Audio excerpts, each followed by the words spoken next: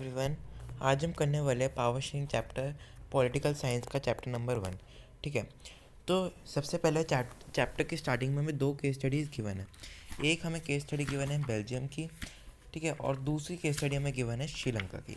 तो बेल्जियम क्या है, यूरोप में एक बहुत ही स्मॉल सी कंट्री है, और मतलब कि आप कह सकते हो उसकी जो पॉपुलेशन है वो हरियाणा की पॉपुलेशन की आधी है।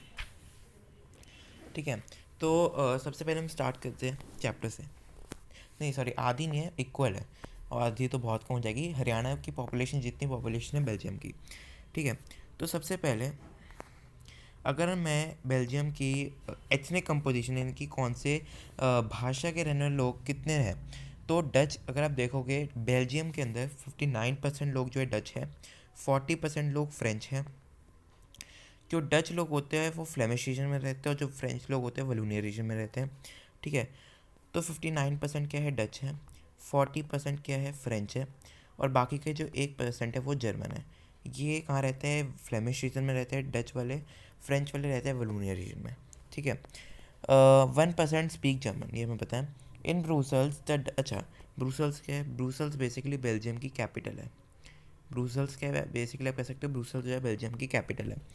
तो जो ब्रूसल्स मैंने बेल्जियम कैपिटल के अंदर, the Dutch speaking people were in minority in comparison to French. अगर आप पूरे कंट्री बेल्जियम की बात करें, पूरे कंट्री बेल्जियम, तो पूरे कंट्री बेल्जियम में डच ज़्यादा मेजोरिटी में। क्यों? क्योंकि डच 59% है और फ्रेंच 40% है। तो इससे साफ साफ दिख रहा है जो डच है वो मेजोरिटी में है इन कंट्री। लेकिन जो बेल्जियम की कैपिटल थी ब्रूसल्स, उसके अंदर बेल्जियम कैपिटल ब्रूसल्स के अंदर उल्टा था।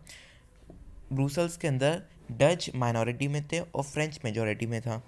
और अगर मैं पूरे कंट्री की बात करूँ तो कंट्री में इसका उल्टा था। कंट्री में डच मेजॉरिटी में थे और फ्रेंच माइनॉरिटी में थे। ठीक है। जो ब्रूसल्स थी उसके अंदर 80% फ्रेंच थे और 20% डच थे। वहीं पे अगर मैं पूरे कंट्री की बात करूँ, पूरे कंट्री में 59% जो थे वो डच थे और 40% फ्रेंच थे। तो कंट्री और कैपिटल दोनों में बिल्कुल उल्टा था। ठीक है। जो फ्रेंच पीपल थे उन्हें डच के मुकाबले एजुकेशन और अपॉर्चुनिटीज़, जो फ्रेंच पीपल थे उन्हें एजुकेशन की अपॉर्चुनिटीज़ और इकोनॉमिक अपॉर्चुनिटीज़ जो है डच फ्रेंच पीपल को डच लोगों से पहले मिली थी। और ये डच लोगों को बिल्कुल पसंद नहीं आता कि वो मेजॉरिटी में थे, लेकिन फिर भी फ्रेंच लोगों को उनसे पहले एजुकेशन और इकोनॉमिक अपॉर्चुनिटीज़ मिले। ठीक है। तो इन दोनों कारणों की वजह से, कौन से दो कारणों की वजह से, फोर्थ और फिफ्थ, इन दोनों कारणों की वजह से जो है डच और फ्रेंच के बीच में क्या होने लगे, कॉन्फ्लिक्ट होने लगे। ठीक है। पहला रीज़न क्या था कि कैपिटल के अंदर डच मेजॉरिटी में थे लेकिन माइनॉरिटी में डच माइनॉरिटी में थे। दूसरा, जो फ्रेंच पीपल थे उन्हें डच पीपल से ज़्यादा पैसा था और पावर था, क्योंकि उन्हें एजुकेशन और अपॉर्चुनिटीज़ पहले मिले थे। ये हो गई बेल्जियम की बात। अब आते हैं श्रीलंका में। श्रीलंका में दो ग्रुप्स है, एक है सिन्हाला और दूसरा है तमिल। ठीक है। तमिल के अंदर भी सब कैटेगरी है। तमिल के अंदर भी इंडियन तमिल है और श्रीलंकन तमिल से। ठीक है। तो अगर मैं बात करूँ पूरे कंट्री के, सिन्हाला में 74%, यानी कि श्रीलंका की 74% पॉपुलेशन जो है सिन्हालाज है, और श्रीलंका की 18% पॉपुलेशन जो है तमिल से। अब इसके अंदर भी 13% श्रीलंकन तमिल से और 55% क्या है, इंडियन तमिल से। ठीक है। समझ में आ गया? अच्छा, अब जो, हाँ ये मैंने बता दी, तमिल जो सब डिवाइडेड है श्रीलंकन तमिल और इंडियन तमिल्स में। श्रीलंकन तमिल्स 13% है और इंडियन तमिल्स 5% है। ठीक है। टोटल तमिल्स कितने हैं, 18%, और सिन्हालस कितने हैं, 74%, और 7% क्या है, क्रिश्चियंस है। ठीक है। प्रिंस, अच्छा अब आते हैं मेजोरिटेरियनिज्म। मेजोरिटेरियनिज्म बेसिकली एक बिलीफ है जिसके जो लोग, मतलब कि मेजोरिटेरिज्म एक बिलीफ है जिसमें लोग मानते हैं कि अगर कोई गवर्नमेंट बना रहा है तो उस गवर्नमेंट में से मेजॉरिटी कम्युनिटी होनी चाहिए। यानी कि जो ग्रुप एक कंट्री के अंदर मेजॉरिटी में है सिर्फ उसी के पास राइट होना चाहिए गवर्नमेंट चलाने की, बाकी माइनॉरिटी के पास कोई राइट नहीं होनी चाहिए गवर्नमेंट चलाने के लिए। ठीक है। तो ये किसका मानना है, मेजोरिटिज्म पॉलिसी का मानना है। तो मेजॉरिटेरियनिज्म जो है एक बिलीफ है जो कहता है कि सिर्फ मेजॉरिटी कम्युनिटी को ही पास ही राइट होना चाहिए गवर्नमेंट बनाने के। ठीक है। और माइनॉरिटी के पास कोई भी इंटरेस्ट नहीं होना चाहिए। तो बेसिकली जो मेजॉरिटेरिज्म है ये माइनॉरिटी के इंटरेस्ट को इग्नोर करता है, मेजॉरिटी को हमेशा ऊपर रखता है। तो श्रीलंका के अंदर, श्रीलंका की जो सरकार थी उन्होंने ये पॉलिसी लगा दी मेजॉरिटिज्म पूरे कंट्री में, जिसकी वजह से अब हमें पता है श्रीलंका में 74% सिन्हाला और 18% तमिल है। तो मेजॉरिटी में साफ सीधी बात है कौन कौन है, सिन्हालाज हैं। ठीक है।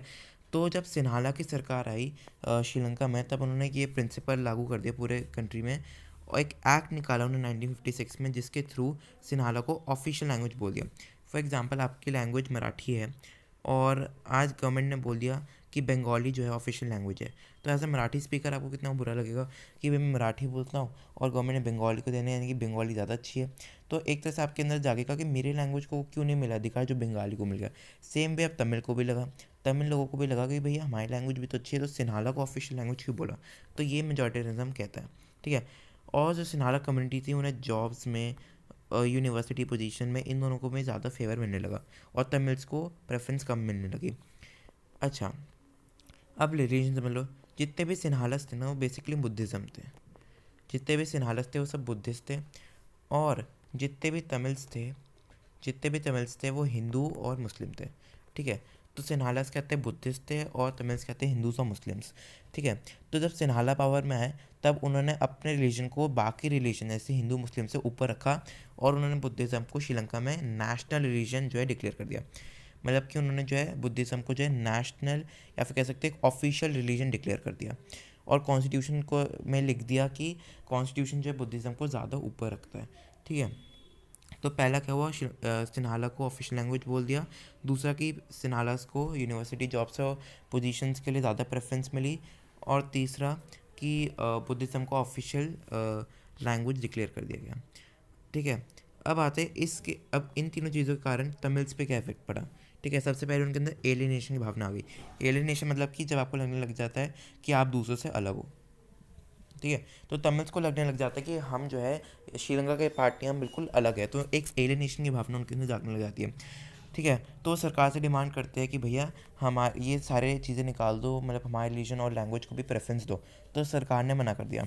तो फिर तमिल लोगों ने सरकार को कहा ठीक है, अगर आपको हम एक्सेप्टेबल नहीं है तो आप हमें एक दूसरा कंट्री दे दो, मतलब कि आप श्रीलंका में से ही कुछ पास काट कर हमें दे दो, हम खुद की गवर्नमेंट वहाँ बनाएंगे, हम खुद का वहाँ पे अपना स्टेट इस्टेब्लिश करेंगे, आप यहाँ पे पूरा सिनारे लो, हम वहाँ पे पूरा तमिल लेंगे। तो उन्होंने एलम की डिमांड करी। एलम का मतलब होता है स्टेट।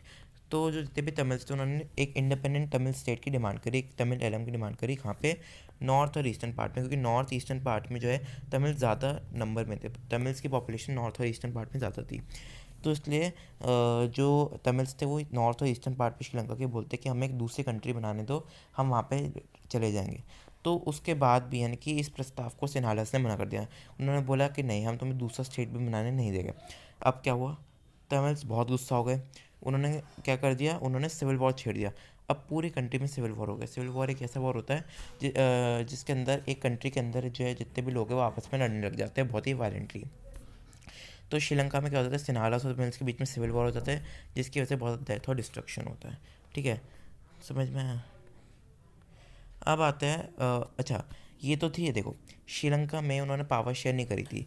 श्रीलंका में पावर शेयरिंग को कोई गवर्नमेंट ने पावर शेयरिंग नहीं करी थी, जिसकी वजह से वहाँ पे क्या हो गए, कॉन्फ्लिक्ट्स हो गए और वहाँ पे जो है डेथ और डिस्ट्रक्शन हुई। वहीं पे बेल्जियम ने जो है पावर शेयरिंग को अपनाया।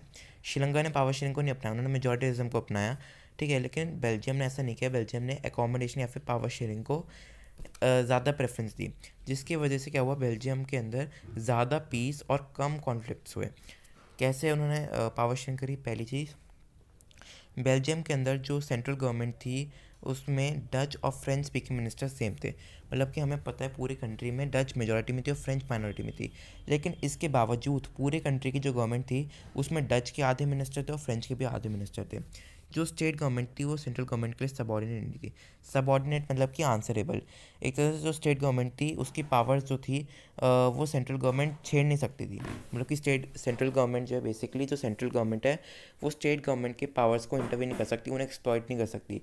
बेसिकली स्टेट गवर्नमेंट के पास खुद की ऑटोनॉमी है, खुद की राइट्स है कि वो खुद की पावर खुद जो है एक्सरसाइज करेगी, ठीक है। तो सबसे पहले in the central government equal number of ministers are there of Dutch and French. Second, the state governments are not subordinate to central government. तीसरा, ब्रुसल्स के अंदर, ब्रुसल्स जो बेल्जियम की कैपिटल थी उसके अंदर एक और गवर्नमेंट बनी, एक सेपरेट गवर्नमेंट बनी, जिसके अंदर डच और फ्रेंच दोनों के सेम नंबर मिनिस्टर थे। अगर आपको याद होगा, ब्रुसल्स के अंदर 80% फ्रेंच थे और 20% डच थे। और यहाँ पे भी जो है इन्होंने क्या किया, बहुत ही शांति के साथ उन्होंने काम लिया और ये डिसीजन लिया गया कि बेल्जियम में भी एक गवर्नमेंट बनेगी अलग, और उस गवर्नमेंट में 50% मिनिस्टर फ्रेंच के हो गए, 50% मिनिस्टर जो है डच के हो गए। और पूरी कंट्री में भी सेम होगा, जो पूरी कंट्री की सेंट्रल गवर्नमेंट होगी उसके अंदर भी 80, उसके अंदर भी जो है 50% फ्रेंच मिनिस्टर्स हो गए, 50% डच मिनिस्टर हो गए। ये मायने नहीं रखता कि किसकी पॉपुलेशन कितनी है। और लास्ट में एक कम्युनिटी गवर्नमेंट बनाई गई, और वो कम्युनिटी गवर्नमेंट जो है डच, फ्रेंच, जर्मन सारी कम्युनिटीज़ ने इलेक्ट करी। और ये जो कम्युनिटी गवर्नमेंट है एजुकेशन, लैंग्वेज और कल्चर, इन सब इश्यूज़ के ऊपर लॉज बनाती है। ठीक है। अब पावर शेयरिंग, अच्छा पावर शेयरिंग करना क्यों है? अभी हमने देखा श्रीलंका के अंदर पावर शेयरिंग नहीं हुई तो वहाँ पे कॉन्फ्लिक्ट्स हुए, और बेल्जियम के अंदर पावर शेयरिंग हुई तो वहाँ पे पीस आए।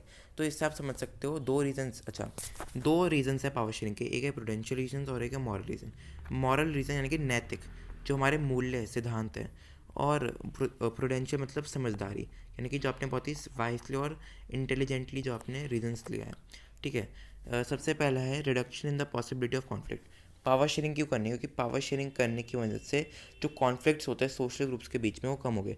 अब श्रीलंका में पावर शेयरिंग नहीं हुई तो तमिल और सिन्हाला के बीच में क्या हुआ? सिविल वॉर हो गया, कॉन्फ्लिक्ट्स हुए, डेथ डिस्ट्रक्शन हुई। लेकिन बेल्जियम के अंदर पावर शेयरिंग हुई तो क्या ऐसा हुआ? बहुत ही कम हुआ। ठीक है। तो आप कह सकते हो कि सबसे पहली चीज़ कि पावर शेयरिंग की मदद से जो सोशल कॉन्फ्लिक्ट्स होते हैं उनकी वो कम होते हैं। ठीक है। It ensures reduction in the social conflicts between the groups. दूसरा, इंश्योर पॉलिटिकल स्टेबिलिटी। अब क्या हो रहा था कि श्रीलंका के अंदर डेथ और डिस्ट्रक्शन हो रही थी, सिविल वॉर हो गई थी। ठीक है। अब क्या हो रहा था कि लीडर्स मर रहे थे, अरेस्ट हो रहे थे, तो एक तरह से पॉलिटिकल इंस्टेबिलिटी, सरकार बन रही थी, टूट रही थी, बन रही थी, टूट रही थी। लेकिन बेल्जियम के अंदर ऐसा नहीं था। बेल्जियम के अंदर बहुत ही पीस था, सारे मिनिस्टर्स बहुत अच्छे से वर्क कर रहे थे, वहाँ पे पॉलिटिकल स्टेबिलिटी थी। तो पहली चीज़, पावर शेयरिंग की मदद से सोशल कॉन्फ्लिक्ट्स कम होते हैं। दूसरा कि वहाँ पे पॉलिटिकल स्टेबिलिटी भी ज़्यादा रहती है। अब आते हैं मॉरल रीजंस पे। तो पावर शेयरिंग जो है स्प्रेड ऑफ डेमोक्रेसी है। डेमोक्रेसी क्या कहते हैं? डेमोक्रेसी कहती है कि एक पर्सन के पास पावर नहीं होनी चाहिए, अगर वो होगी तो ऑफकोर्स बात है वो मोनार्की डिक्टेटरशिप हो जाएगी।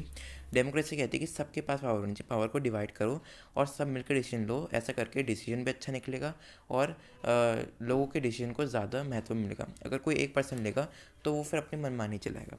ठीक है। तो पावर शेयरिंग का कॉन्सेप्ट क्या होता है? पावर शेयरिंग का कॉन्सेप्ट होता है कि साथ मिलकर बैठ के डिसीजन लेना, और डेमोक्रेसी भी तो ये कहता है कि साथ मिलकर डिसीजन लो। तो एक तरह से जो पावर शेयरिंग है वो डेमोक्रेसी की स्पिरिट को मैच करता है। दूसरा, it ensure the participation citizen in the country. मतलब कि पावर शेयरिंग की वजह से जो सिटीजन है वो डिसीजन मेकिंग में और बाकी इंपॉर्टेंट प्रोसीजर्स और डिसीजन में जो है पार्टिसिपेट कर सकते हैं। अगर मोनार्की और डिक्टेटरशिप की बात करोगे तो वहाँ पे नहीं कर सकते आप। वहाँ पे कोई भी सिटीजन गवर्नमेंट की डिसीजन पे इंटरवीन नहीं कर सकता, उसको क्रिटिसाइज़ नहीं कर सकता, उसमें पार्टिसिपेट नहीं कर सकता। वहीं पे पावर शेयरिंग की मदद से, डेमोक्रेसी की मदद से, हाँ जो सिटीज़न है वो डिसीजन मेकिंग में पार्टिसिपेट कर सकते हैं। तो मॉरल रीज़न, पोटेंशियल रीज़न हमारे हो गए। अब आते हैं फॉर्म्स ऑफ पावर शेयरिंग। तो चार तरह की पावर शेयरिंग होती है। एक होती है हॉरिजॉन्टल डिस्ट्रीब्यूशन पावर, एक होती है वर्टिकल, एक होती है सोशल ग्रुप और एक होती है पॉलिटिकल पार्टीज़। तो सबसे पहले तो हॉरिजॉन्टल डिस्ट्रीब्यूशन ऑफ पावर। तो हॉरिजॉन्टल डिस्ट्रीब्यूशन ऑफ पावर कहती है कि जो पावर है, एक जस्ट सेकेंड, एक सेकेंड कहाँ पे आ गया मैं,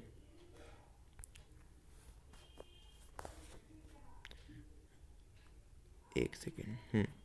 जो हॉरिजॉन्टल डिस्ट्रीब्यूशन ऑफ पावर है, अरे यार, जो हॉरिजॉन्टल डिस्ट्रीब्यूशन ऑफ पावर है वो ये कहता है कि जो पावर है वो गवर्नमेंट की तीनों ऑर्गन्स में इक्वल डिस्ट्रीब्यूट होना चाहिए। कौन सी तीन ऑर्गन? लेजिस्लेचर, एग्जीक्यूटिव और जुडिशरी। तो गवर्नमेंट के जो तीन ऑर्गन है इन तीनों के बीच में पावर जो है शेयर होनी चाहिए। दूसरा, इक्वल डिस्ट्रीब्यूट, मैंने बोला कि तीनों के बीच में इक्वल पावर डिस्ट्रीब्यूट होनी चाहिए। ठीक है। और तीसरा कि इस सिस्टम को, यानी कि इस हॉरिजॉन्टल डिस्ट्रीब्यूशन ऑफ पावर को, ठीक है, इस सिस्टम को हम system of checks and balances भी कहते हैं, क्योंकि तीनों ऑर्गन्स जो है एक दूसरे को चेक करती है और ये इंश्योर करती है कि तीनों जो है तीनों ऑर्गन्स जो है ये इंश्योर करते हैं कि आपस में वो जो है कॉन्स्टिट्यूशन को अबाइड कर रहे हैं। दैट्स एक जुडिशरी है। तो जुडिशरी इंश्योर करता है कि जो लेजिस्लेचर और एग्जीक्यूटिव है वो कॉन्स्टिट्यूशन के हिसाब से अपने फंक्शंस को कैरी आउट कर रहे हैं। सिमिलरली लेजिस्लेचर भी चेक करता है कि एग्जीक्यूटिव और जुडिशरी कर रहा है, सिमिलरली एग्जीक्यूटिव भी चेक करता है कि क्या लेजिस्लेचर जुडिशरी कॉन्स्टिट्यूशन में लिखे प्रोविजंस को फॉलो कर रहे हैं नहीं कर रहे हैं। तो हॉरिजॉन्टल डिस्ट्रीब्यूशन ऑफ पावर में ऑर्गन्स के बीच में, गवर्नमेंट के ऑर्गन्स के बीच में जो है पावर्स शेयर की जाती है, जैसे एग्जीक्यूटिव, जुडिशरी और legislature. Equal distribution of power होती है, साथ साथ सिस्टम ऑफ बैलेंस चेक होती है क्योंकि चेक करते हैं एक दूसरे की power. Vertical distribution of power में क्या होता है कि डिफरेंट लेवल्स ऑफ स्टेट, मतलब कि जैसे सेंट्रल, स्टेट, लोकल, तो ऐसे हमने पावर को डिवाइड कर दिया। So when the power is divided between different levels on the government तो उसे हम कहते हैं वर्टिकल डिस्ट्रीब्यूशन ऑफ पावर। ठीक है। और powers at the different levels of government defined by the constitution. तो हर एक गवर्नमेंट के पास कितनी पावर जाएगी वो कॉन्स्टिट्यूशन डिसाइड करता है। ठीक है, वर्टिकल डिस्ट्रीब्यूशन पावर का होता है कि आप जो है गवर्नमेंट की बहुत सारी लेवल्स के बीच में पावर डिस्ट्रीब्यूट कर रहे हो। अब वो कितनी होगी, किस गवर्नमेंट के पास कितनी होगी, वो कॉन्स्टिट्यूशन डिसाइड करता है। ठीक है, हमारे देश में डिसेंट्रलाइजेशन की वजह से लोकल गवर्नमेंट भी फॉर्म हुई, जैसे पंचायत और म्यूनिसिपैलिटीज़। ठीक है, अब आते हैं सोशल ग्रुप्स। सोशल ग्रुप्स देखोगे तो पावर जो है सोशल ग्रुप्स में कैसे होती है, जैसे इंडिया के अंदर रिजर्व कॉन्स्टिट्यूंसीज हो गई, क्यों होती है रिजर्व कॉन्स्टिट्यूंस, क्यों होती है इंडिया में रिजर्व कॉन्स्टिट्यूंसीज, ताकि जो वीकर सेक्शन है वो उनका ग्रोथ हो सके, वो आगे बढ़ सके। ठीक है, और उनको थोड़ी बहुत स्पेशल पावर भी दी जाती है ताकि वो थोड़ा सा आगे बढ़े, थोड़ा सा उनके अंदर कॉन्फिडेंस है। ठीक है, और जैसे आप देखोगे बेल्जियम के अंदर कॉलोनियल गवर्नमेंट कह रहा हूँ, बेल्जियम के अंदर कम्युनिटी गवर्नमेंट थी। तो ये सब एग्जांपल हो गए सोशल ग्रुप्स के। ठीक है, अब आते हैं आखिर में पॉलिटिकल पार्टीज़। अब अगर कोई पार्टी जो है, लेट सपोज ये एक स्टेट है, इसके अंदर जो 500 सीट है। अब 500 सीट में से कम अगर एक पार्टी को जीतना है तो उसे 251 सीट्स ही होगी। लेट्स टेक पार्टी ए है, पार्टी ए को मिली 200 वोट, पार्टी बी को मिली 150 वोट, और पार्टी सी को मिली, लेट सपोज इससे मिली 120 वोट। ठीक है, तो क्या हुआ कि यहाँ पे किसी भी पार्टी ने मेजॉरिटी क्लियर नहीं करी। तो इस केस में क्या होगा कि दो या फिर दो से ज़्यादा पार्टी जो है एक साथ कंबाइन होगी, ताकि वो गवर्नमेंट फॉर्म कर सके। तो लेट सपोज पार्टी ने पार्टी सी के साथ गवर्नमेंट बना ली, और कैसे बना ली, क्योंकि अब 200 यहाँ पे थे सीट्स और यहाँ पे 120, तो कितने हो गए, 320। ठीक है, तो इस तरीके से जो पावर शेयरिंग है वो पॉलिटिकल पार्टीज़ के बीच में हो सकती है थ्रू कोलिशन गवर्नमेंट। तो कोलिशन गवर्नमेंट क्या होता है, एक ऐसी गवर्नमेंट होती है जिसमें अगर कोई भी पार्टी जो है मेजॉरिटी क्लियर नहीं करती है, तो उसके उसमें दो या दो से ज़्यादा पार्टी मिलकर जो है गवर्नमेंट बनाती है, उसे हम कहते हैं कोलिशन गवर्नमेंट। ठीक है, तो क्या तो अलायंस बना सकते हैं, जैसे बीजेपी एनडीए में है, कांग्रेस यूपी में है। ठीक है, लेफ्ट फ्रंट हो गया, क्या तो अलायंस बना सकते हो, फिर कोलिशन बना सकते हो। ठीक है, कुछ इंटरेस्ट ग्रुप हो गए, जैसे ट्रेडर्स हो गए, इंडस्ट्रियलिस्ट हो गई, ये सब भी जो है इनकी सबके बीच में पावर शेयर होती है। प्रेशर ग्रुप्स वो ग्रुप्स होते हैं जो गवर्नमेंट को प्रेशराइज करते हैं लॉस चेंज कराने के लिए, तो उनके बीच में पावर भी शेयर होती है। और मूवमेंट्स, जैसे कि बहुत सारे मूवमेंट्स हुए थे ना अभी, जैसे सीए के मूवमेंट्स होते हैं, तो ये सब मूवमेंट्स के बीच में पावर शेयर होती है।